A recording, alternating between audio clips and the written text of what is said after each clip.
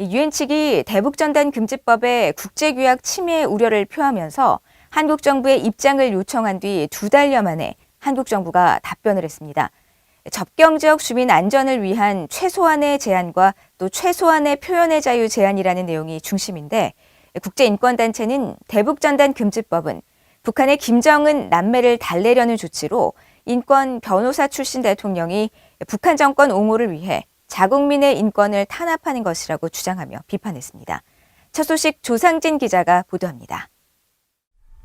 국제인권단체 휴먼라이츠 워치는 대북전단 금지법 논란에 대한 한국 정부의 해명은 터무니없다면서 북한의 김정은 남매를 달래려는 정치적 목적이 한국인에 대한 인권 침해로 이어졌다고 비판했습니다. 휴먼라이츠 워치의 필 로버트슨 아시아 담당 부국장은 12일 BOA에 보낸 공식 성명에서 문재인 정부는 한국인의 기본 인권을 명백히 침해하는 법에 대한 철저한 검토를 피하고자 할 수 있는 말은 뭐든지 하면서 그때그때 상황을 피하려 한다고 지적했습니다. 특히 전직 인권 변호사가 이끄는 한국 정부가 세계 최악의 인권 탄압 정권 중 하나인 북한 정부를 옹호하기 위해 자국민의 인권을 침해하고 있는 것은 모순적이고도 슬픈 일이라고 말했습니다.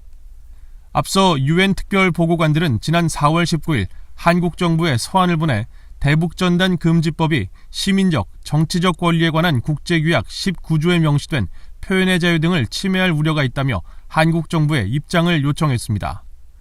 이에 대해 한국 정부는 지난 8일 유엔 인권 최고대표 사무소에 서한을 보내 대북전단 금지법은 접경지역 주민의 안전을 보장하기 위한 최소한의 제한만 가하고 있고 표현의 수단을 최소한으로 제한하는 것이지 표현의 자유와 관련한 본질적인 내용을 제한하는 것이 아니라고 답했습니다. 휴먼라이츠 워치는 그러나 한국 정부의 서한에 대해 대북전단 금지법처럼 특정 행동을 전면 금지하는 것은 지나치게 광범위하고 표현의 자유에 대한 타당한 제약의 범위도 훨씬 넘어서게 된다고 반박했습니다. 이어 해당 법은 북한 주민들에게 그들의 권리에 대해 알려주려는 외부 단체들을 맹렬히 비난해온 김정은과 그 여동생의 분노를 달래는 것을 주 목적으로 통과된 본질적으로 정치적인 행위라고 비판했습니다. 이어 한국 정부가 국제 인권 기준을 준수하는 데 진지했다면 그렇게 광범위한 금지책을 통과시키거나 집행하기보다 현행법을 활용해 사례별, 사건별 기준으로 규제하는 접근법을 취했을 것이라고 지적했습니다.